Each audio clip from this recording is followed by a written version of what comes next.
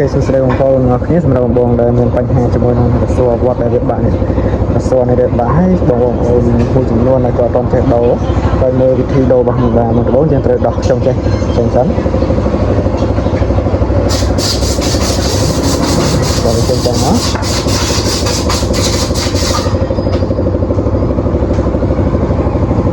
ចាំមកបងត្រូវដោះនឹងចេញសិនយើងដោះដើម្បីសម្អាតសម្អីបើវាចេញមក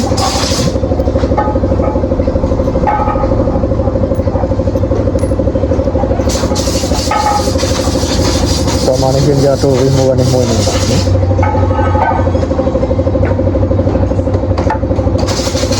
មកវាហូបកដោចេញមកហូបកដោវាចេញចឹងមក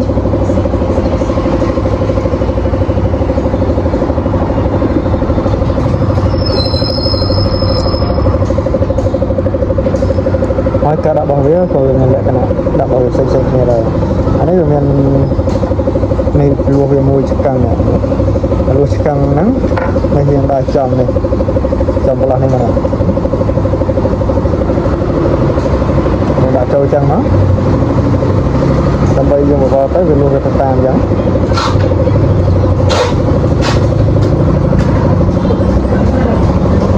ដាក់ចូលមក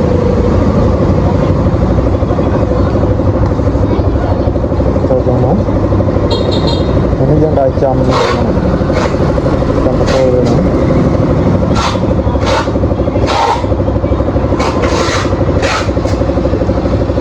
តែពេលចំគឺវាវល់ណាហើយលូហ្នឹងយើងស្រែមកតាំងមកមកតាំងពេកហើយមកធូរពេកតោះមកយើងរត់ចាយវាជាប់ណាយើងរត់យើងកុំទប់ដៃចេះខ្លាចវាកន្លះចូលវិញទៅត្រូវដៃអញ្ចឹងយើងដាក់វាជាប់សិនមកហើយយើងរត់វាជាប់មកទៅជាប់ទៅមកតែយើងកុំដាក់ចេះអត់ត្រូវយើងដាក់ចេះទៅពោះវាមកពោះអញ្ចឹងណានេះវាគ្នាដែរហើយវាចូលអញ្ចឹងទៅហ្នឹងតើមកយើងដាក់ស្វាវាចូលមកហើយ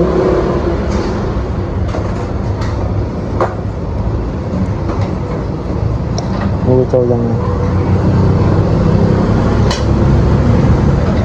ហើយជាទូទៅពេលយើងដាក់ខ្យងចេះនេះជើងទានេះយើងតម្លៃវាចុះចូលហ្នឹងមកហើយយើងរុញសឹកនេះចូលតែយើងកុំរុញឲ្យដោះជ្រៅពេកអញ្ចឹងយើងកុំរុញដល់ឲ្យវាហាប់ចឹងយើងរុញវាដល់ក្នុងហើយយើងដកវាចេញបន្តិចមកហើយយើងលើកជើងទាមកនេះយើងដាក់វាត្រឹមនេះមកហើយយើងលើកជើងទាមកវាហាប់ចាក់អត់ហើយយើងតម្លាក់ជើងទាទៅជើងទាវាចាក់ហ្នឹងវាទៅកាប់ពេញមកវាកាប់យើងក៏រត់ខ្ចីវាស្លាប់មួយមកបាទ